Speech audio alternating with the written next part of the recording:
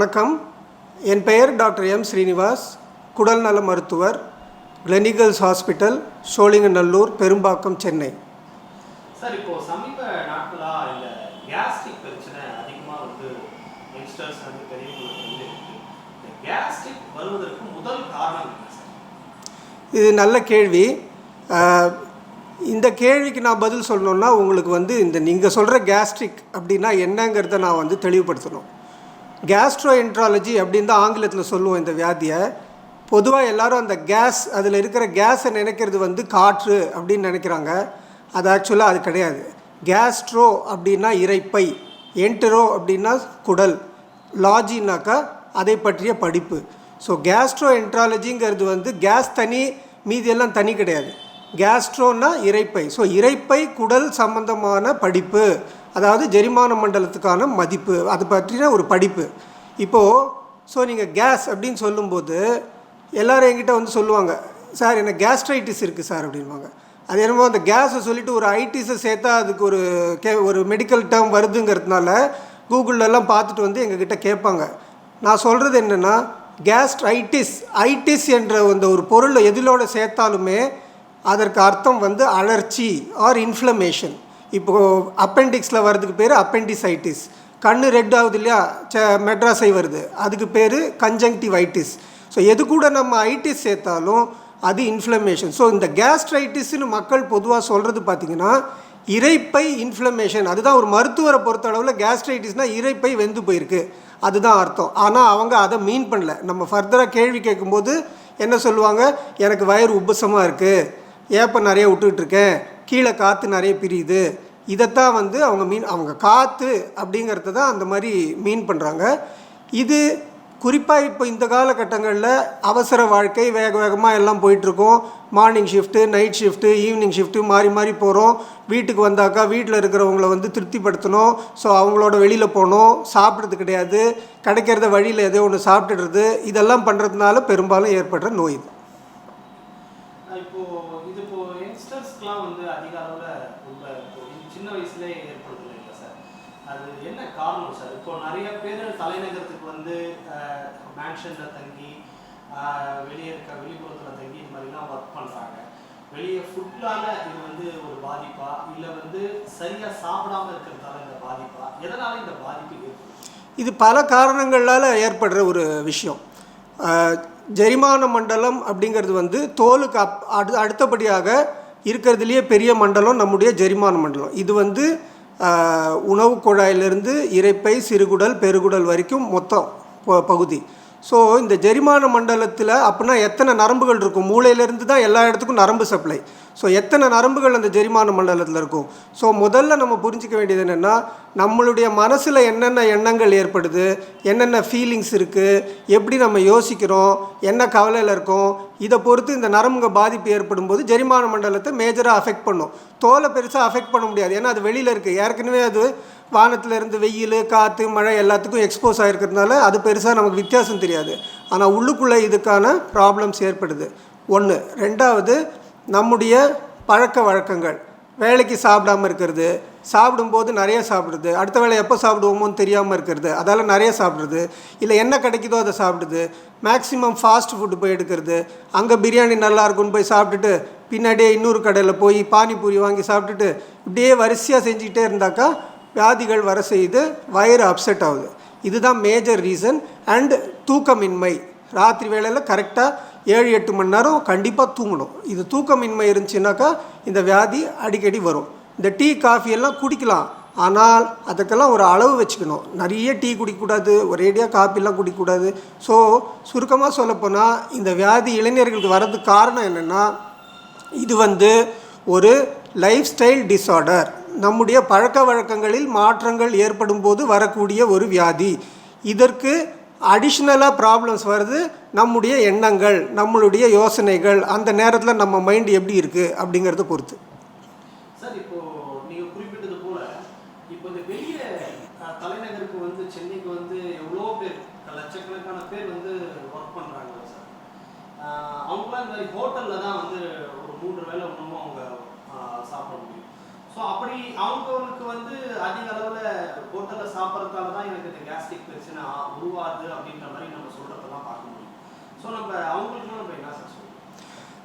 நீங்கள் எக்ஸ்பெரிமெண்ட் பண்ணக்கூடாது, பரிசோதனை பண்ணக்கூடாது. இப்போ ஒரு ஹோட்டலில் போகிறீங்கன்னா உங்களுக்கு அந்த ஹோட்டலில் இருக்கிற சாப்பாடு உங்களுக்கு சரியாக இருக்குது, செட்டாக இருக்குன்னா முடிஞ்ச வரைக்கும் அதே ஹோட்டலில் சாப்பிடுங்க. இப்போ உதாரணத்துக்கு நம்ம வீட்டுக்கு போகிறோம், வீட்டில் இருக்கோன்னா நம்ம அம்மா செய்கிற சாப்பாடு தானே நம்ம சாப்பிடுவோம். இன்றைக்கி அம்மா செய்கிற சாப்பாடு, நாளைக்கு வெளியில் ஒருத்தர் வீடு அந்த மாதிரியா போயிட்டுருக்கோம். எப்போ ஒரு நாள் விருந்துக்கு போவோம், பட் மிச்சப்படி அப்படி பண்ணுறதில்ல. ஸோ நீங்கள் ஒரு வேலைக்காக வெளியூர் போனீங்கன்னா, சென்னைன்னு இல்லை, யார் வேணால் எங்கே வேணால், சென்னையில் இருக்கிறவங்க மதுரைக்கு போவாங்க, கோயம்புத்தூர் போவாங்க, வெளியில் இருக்கிறவங்க இங்கே வருவாங்க, எங்கே போனாலும் யாராக இருந்தாலும் நீங்கள் ஒரு பர்டிகுலர் ஒரு உணவகத்தில் போய் நீங்கள் சாப்பிட்றீங்க, அது உங்களுக்கு செட் ஆகிடுச்சின்னா தயவு செஞ்சு மாற்றி வேறு உணவகத்துக்கு போகாதீங்க. ஒன்று. ரெண்டாவது, ஒரு பர்டிகுலர் டைப் ஃபுட்டு உங்களுக்கு சரியாக இருக்குது, சாம்பார் சாதம் மத்தியானம் சாப்பிட்டா எனக்கு நல்லா இருக்குது, கூட கொஞ்சம் தயிர் சாதம் சாப்பிட்டேன்னா சரியாக இருக்குன்னா அதை மெயின்டைன் பண்ணிக்கோங்க. ருட்டீனை ஃபாலோ பண்ணுங்கள். ஒரு வெரைட்டி வேணும், எனக்கு சேஞ்ச் வேணும்னு சொல்லிட்டு வேறு இடத்துல போய் வேறு மாதிரி சாப்பிட்றது இதெல்லாம் பண்ணக்கூடாது. ஏன்னா ஃப்ரெண்ட்ஸு இந்த இடம் நல்லா இருக்குன்னு சொன்னாங்க, நம்ம போனோன்னா நம்ம ஃப்ரெண்ட்ஸு உடம்பு வேறு மாதிரி, நம்ம உடம்பு வேறு மாதிரி. ஸோ அவங்களுக்கு ஒத்துக்கிட்டது நமக்கு ஒத்துக்குன்னு சொல்ல முடியாது. அந்த மாதிரி போனோம், இந்த வயசில் தான் வெளிலலாம் போய் சுற்றி பார்க்க முடியும். அந்த மாதிரி போகும்போது அளவை பார்த்து சாப்பிடுங்க. நல்லா இருக்குன்னு சொல்லிட்டு நிறைய சாப்பிடக்கூடாது, ஆர்டர் பண்ணிட்டோமேன்னு எல்லாத்தையும் சாப்பிட்டுட்டு வரக்கூடாது. கொஞ்சம் சாப்பிடுங்க. இந்த தடவை நல்லா உங்களுக்கு ஓகேயாக இருந்துச்சு, பிரச்சனை ஒன்றும் இல்லைன்னா அடுத்த தடவை திருப்பி போய் அதே ஐட்டமை இன்னும் கொஞ்சம் ஜாஸ்தி வாங்கி சாப்பிட்லாம். இதுதான் முக்கியம். கேஸ்ட்ரிக் பிரச்சனைக்கு முதல் அறிகுறி என்ன சார்? நான் இப்போ சொல்கிறது கேஸ்ட்ரிக்னா இரைப்பை வெந்து போகிறது, அதை பற்றி தான் நான் இப்போ சொல்கிறேன். கேஸ்ட்ரிக் பிரச்சனைக்கு முதல் அறிகுறிகள்னு பார்த்தீங்கன்னாக்கா நெஞ்சு எரிச்சல், சாப்பிட்ட சாப்பாடோ இல்லை வயிற்றுலேருந்து ஒரு உமிழ்நீரோ மேலே ரிட்டர்ன் ஆகிறது, எரிச்சலோடு வரலாம், இல்லை அதுவே தனியாக வரலாம். இது தாண்டி சில சமயம் சாப்பாடு சாப்பிட்ட உடனே தொண்டையிலேருந்து மாரனுடைய கீழ்ப்பகுதி வரைக்கும் அப்படியே கட்டப்பட்ட மாதிரி இருக்கும், அடைச்ச மாதிரி இருக்கும், உள்ளே இறங்காத மாதிரி இருக்கும், ஆனால் உள்ளே இறங்கியிருக்கும். இந்த 3 இதுதான் நமக்கு மேஜராக முதல்ல வரக்கூடிய சிம்டம்ஸ். இந்த மாதிரி சிம்டம்ஸ் வந்த உடனேவே நம்ம என்ன பண்ணோம், அடுத்து ஒரு நாள் 2 நாளைக்கு காரம் இல்லாமல், எண்ணெய் இல்லாமல், ரொம்ப வறுத்து பொரித்து சாப்பிடாம அதை கொஞ்சம் ஜாக்கிரதையாக கவனித்து இருந்தோன்னா தானே அது சரியாயிடும். இப்போ உணவு பழக்க வழக்கங்கள்லாம் என்ன சார்? ஒரு வேளை கேஸ்ட்ரிக் பிரச்சனை வந்துருச்சு அப்படின்னா ஃபியூச்சரில் அவங்களுடைய உணவு பழக்க வழக்கங்கள் எப்படி இருக்கும்? ஒரு தடவை வந்ததுனால எப்போ பார்த்தாலும் வரும்னு இல்லை. அந்த ஒரு தடவை நம்ம என்ன சாப்பிட்டோம், எப்போ சாப்பிட்டோம், எவ்வளோ கேப் விட்டுருந்தோம், எவ்வளோ சாப்பிட்டோம், இதெல்லாம் பொறுத்து தான். ஸோ அதால் ஒரு தடவை வியாதி அந்த மாதிரி ஒரு பிரச்சனை வந்துருச்சுன்னா உடனே பயந்துக்கிட்டு எதையுமே சாப்பிடக்கூடாது, அந்த மாதிரிலாம் கிடையாது. பட் பொதுவாக பார்த்தோம்னாக்கா சாப்பாடு 3-4 மணி நேரத்துக்கு ஒருக்கா கொஞ்சம் சாப்பிட்றணும். இப்போ 4 இட்லி சாப்பிட்றோம், 4 இட்லி சாப்பிட்டா வயிறு ரொம்பிடுச்சுன்னா 3 இட்லியில் நிறுத்திடணும், 4வது இட்லி சாப்பிடக்கூடாது. ஆனால் ஒரு 3-4 ஹவர்ஸுக்கு அப்புறம் ஏதாவது லைட்டாக எடுத்துக்கணும். அதே மாதிரி அப்புறம் லஞ்ச் டைம் வரும், அப்போவும் முக்கால் வயிறு தான் சாப்பிட்ணும். அண்டு சாப்பாடு சாப்பிடும்போது எண்ணெய், காரம், வறுத்தது, பொரித்தது, மசாலா ரொம்ப போட்டது இதெல்லாம் ரொம்ப சாப்பிடக்கூடாது, கொஞ்சம் கம்மியாக வச்சுக்கணும். நைட்டு சாப்பாடும் படுக்கைக்கும் குறைஞ்சது 1.5 மணி நேரம் கேப் இருக்கணும். முடிஞ்ச வரைக்கும் ராத்திரி சாப்பாடு லைட்டாக வச்சுக்கணும். ஏன்னா நம்ம படுத்து தூங்க போகிறோம், அப்போ ஒன்றும் நமக்கு ஆக்டிவிட்டி இல்லை, கேலரி பேர்ன் ஆகாது, அதால் லைட்டாக வச்சுக்கணும். அண்ட் ரொம்ப முக்கியம், ரெகுலராக தினம் 3 வகை பழங்கள், 2 வகை காய்கறிகள் எடுக்கணும். நார் சத்து நமது உடம்புக்கு, ஜெரிமானத்துக்கு, மலமெல்லாம் ஒழுங்காக போகிறதுக்கு ரொம்ப முக்கியம் நார் சத்து. நார் சத்து நல்லா இருந்தால் தான் பாக்டீரியாலாம் ஒழுங்காக வேலை பண்ணி ஜெரிமானத்தை நல்லபடியாக நடத்தும். நான்வெஜ் ஐட்டம்ஸ்லாம் சாப்பிடலாமா சார்? சிக்கன், மட்டன், பீஃப் இந்த மாதிரி ஐட்டம்ஸ்லாம் சாப்பிடலாமா சார்? நான் இதில் அதெல்லாம் சொல்லலை. ஏன்னா ஃப்ரூட் அண்ட் வெஜ்ஜு ரொம்ப இம்பார்ட்டண்ட். அதால் நான்வெஜ் சாப்பிட்லாம், சாப்பிட்றது தப்பு கிடையாது. இப்போது நான் என்ன நோட்டீஸ் பண்ணுறேன்னா, முன்னாடி நான் படித்த காலங்களில் இல்லை முதல்ல ஆரம்பித்த காலத்துலலாம் பார்த்திங்கன்னா ஒரு வீட்லேயும் வாரத்துக்கு ஒரு நாள் இல்லை மாதத்துக்கு ஒரு நாள் தான் நான்வெஜ் பண்ணி சாப்பிட்டுட்டு இருந்தாங்க. இப்போது பசங்க எல்லாம் வெளியூர் வந்துட்டாங்க, எல்லாம் வேலைக்கு போகிறாங்க, அவங்க சம்பாதிக்கிறாங்க. இப்போ நம்ம கையில் பணம் நிறைய இருக்கிறதுனால ஆல்மோஸ்ட் டெய்லியே நான்வெஜ் சாப்பிட்ணுங்கிற ஒரு எண்ணம் வருது. நிறைய பேர் தினமுமே போய் வாங்கி சாப்பிட்றாங்க.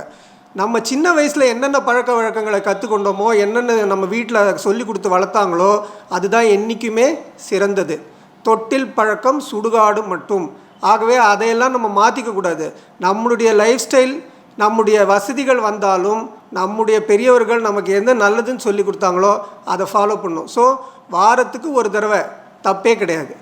அதிகம் போச்சுன்னா நடுவில் ஆஃபீஸில் இருக்கோம், ஏதோ மீட்டிங் இருக்குது, அங்கே போனோன்னா அங்கே கொஞ்சம் ரைட். பட் எப்போ சாப்பிட்டாலுமே ரொம்ப மசாலா, காரம், ரொம்ப வரத்து இதெல்லாம் செய்யாமல் சாப்பிட்டா உடலுக்கு நல்லது. அண்ட் நைட் டைமில் இது மாதிரி நான்வெஜ் சாப்பிட போகிறோன்னா, ஏன்னா பெரும்பாலும் வீட்டை விட்டு வெளில போயிட்டு வரவங்க ராத்திரி தான் வருவாங்க, ஆசையாக செஞ்சு வச்சுருப்பாங்க, நான் செஞ்சு வச்சுருக்கேன்ப்பா சாப்பிடுப்பான்பாங்க. அந்த ராத்திரி சாப்பிட்ற சாப்பாடு முடிஞ்ச வரைக்கும் லைட்டாக வச்சுக்கோங்க. மறுநாள் காலையில் ஆஃபீஸ் போகிறதுக்கு முன்னாடி வேணால் அதை சாப்பிட்டுப்போங்க. பட் நைட்டு சாப்பிட்டு உடனே படுத்திங்கனாக்கா கண்டிப்பாக நான் சொன்ன மாதிரி நெஞ்செரிச்சல், புளியேப்பம் இதெல்லாம் வரத்துக்கான வாய்ப்புகள் அதிகம். இப்போ ஒருவேளை இது வந்து கேஸ்ட்ரிக் ப்ராப்ளம் ஏற்பட்டு ஃபியூச்சர்ல என்னென்ன பிரச்சனைஸ்லாம் உங்களுக்கு வரும்? ரைட். இந்த இரைப்பை நார்மலாக பார்த்தீங்கன்னா ஹெலிகோபாக்டர் பைலோரிங்கிற ஒரு பாக்டீரியா நம்ம எல்லாருக்கும், ஆல்மோஸ்ட் எல்லாருக்கும் 80% பாப்புலேஷனுக்கு அந்த பாக்டீரியா வயிற்றில் இருக்குது. இந்த கிருமி வந்து நம்ம பிறக்கும் போதே நம்முடைய இரைப்பையில் இருக்கிற ஒரு கிருமி. இதனுடைய ஸ்பெஷாலிட்டி என்னென்னா, வயத்தில் அமிலம் இருக்கிற இடம், வேறு எந்த பாக்டீரியாலையும் அங்கே வந்து உயிர் வாழ முடியாது. ஆனால் இந்த கிருமி வந்து இங்கேயே தான் வாழுது, இங்கேயே தான் வளருது, இங்கேயே தான் பெருகுது.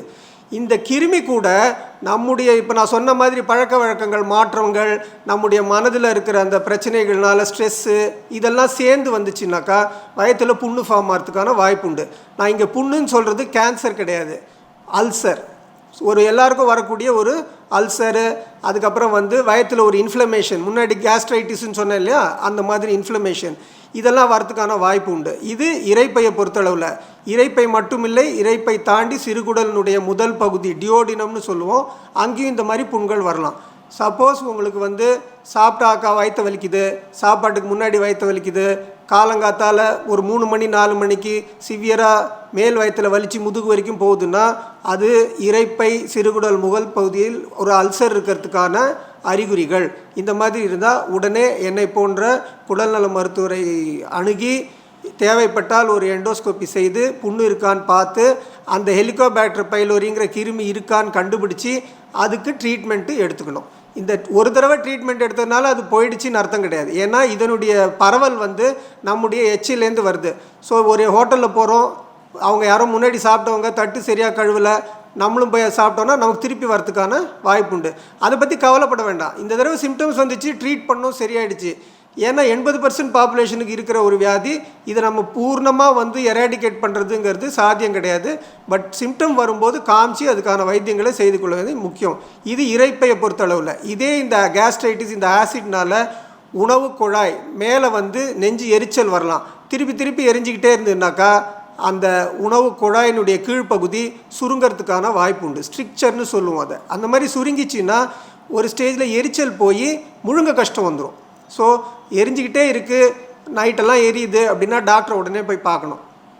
பார்த்தாக்கா அவங்க என்ன டெஸ்ட்டு ஏதாவது பண்ண சொன்னாங்க, எண்டோஸ்கோப்பி சொன்னாங்கன்னா பண்ணி பார்த்து உள்ளுக்குள்ளே வெந்து போயிருக்கா, ஆசிட் மேலே வந்ததுனால டேமேஜ் ஆயிருக்கா, சுருங்கி இருக்கா, இதெல்லாம் செக் பண்ணிக்கிறது ரொம்ப நல்லது.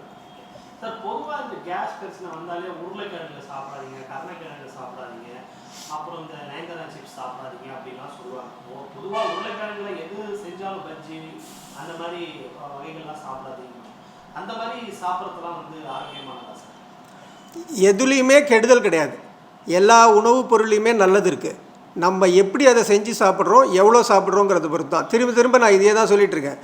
நம்ம எல்லா சாப்பாடுமே நமக்கு நல்லது தான், உடம்புக்கு தேவையான சத்துக்கள் அதில் இருக்குது.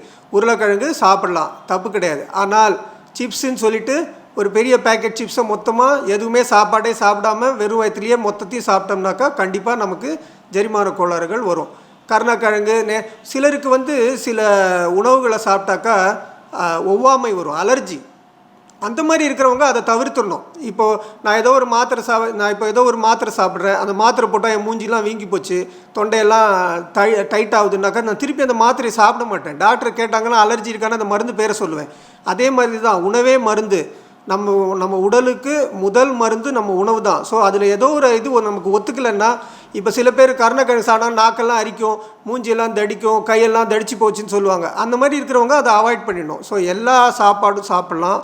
நமக்கு ஏதாவது ஒவ்வாமை ஏற்படுற மாதிரி உணவுகள் இருந்தால் அதை ஐடென்டிஃபை பண்ணி எடுக்கக்கூடாது.